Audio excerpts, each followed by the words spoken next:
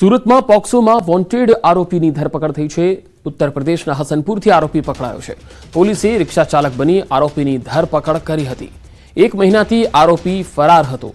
15 વર્ષીય સગીરાનું તેણે અપહરણ કર્યું હતું। રિક્ષા ચાલક અને ફેરિયાવાળા બની પોલીસે તેની ધરપકડ કરી લીધી છે। જથ્થાને લઈ કુંવરજી બાવળિયાએ કહ્યું છે કે વરસાદને કારણે અનાજ ન પલળે તેની સૂચના આપવામાં આવશે। ઈ-કેવાયસી કરવા માટે આ મહિનો છેલ્લો છે। એનએફએસસી કાર્ડ હોલ્ડરોને તાત્કાલિક ઈ-કેવાયસી કરાવી લેવા પણ અપીલ કરી। જે પરિવારોએ ઈ-કેવાયસી ન કર્યું હોય તો ઈ-કેવાયસી કરી લે।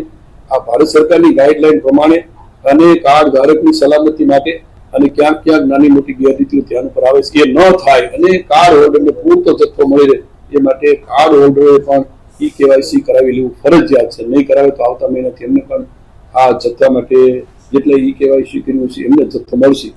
ગ્રામ્ય વિસ્તારમાં પાણીની તંગીને લઈ કુંવરજી બાવળિયાએ નિવેદન આપ્યું।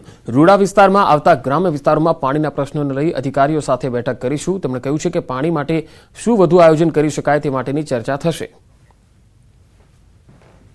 પાણી પૂરતા વિભાગના અધિકારીઓ અને રૂડાના અધિકારીઓ સાથે પણ હું એક બેઠક કરવાનો છું અને એમને શું મુશ્કેલી છે અને લાંબા ગાળા માટે રૂડામાં રહેતા જે લોકો છે, જે ગામડાઓ આવે છે, એને પીવાના પાણી માટેની મુશ્કેલી ન પડે એ માટે શું કરવું જોઈએ।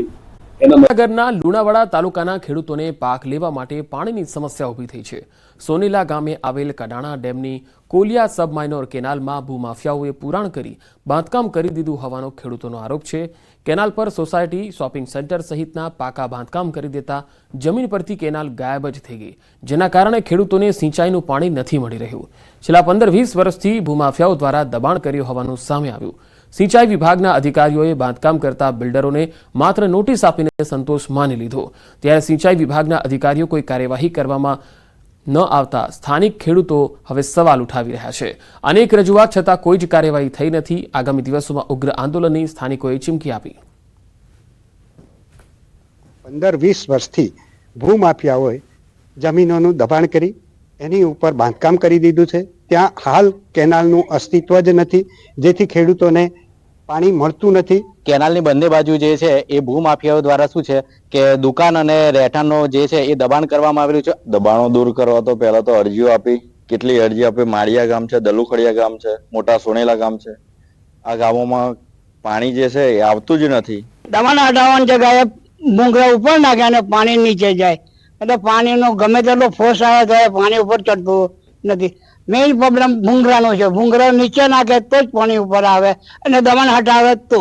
તંત્રને છેલ્લા 10 વર્ષથી આપણે લેખિતમાં બી રજૂઆત કરેલી છે, મૌખિકમાં બી અમે ગામ લોકો જેલા છીએ, પણ અત્યાર સુધી કોઈ એનો અમને પણ જવાબ મળ્યો નથી। દરેક કેનાલ ખાતાના અધિકારીઓને પણ ખબર છે કે કેટલું દબાણ છે, કેવો છે। કોલિયા માઇનર, કારવા માઇનર કેટલા વિસ્તાર સુધી લોબી છે। અત્યારે એના કેટલો હિસ્સો તો તોડીને કાઢી નાખવામાં જ આવ્યો છે। કેનાલનું અસ્તિત્વ જ મટાડી દેવામાં આવ્યું છે। કોલિયા માઇનર છે એમાં દબાણ થયેલું છે। એમાં 2-3 નોટિસો પેટા વિભાગ કચેરી દ્વારા આપવામાં આવેલી છે અને હાલમાં પોલીસ પ્રોટેક્શન આપણે માંગેલું છે અને ટૂંક સમયમાં જ એને દબાણ દૂર કરવાની કાર્યવાહી પૂરી કરી દેવામાં આવશે।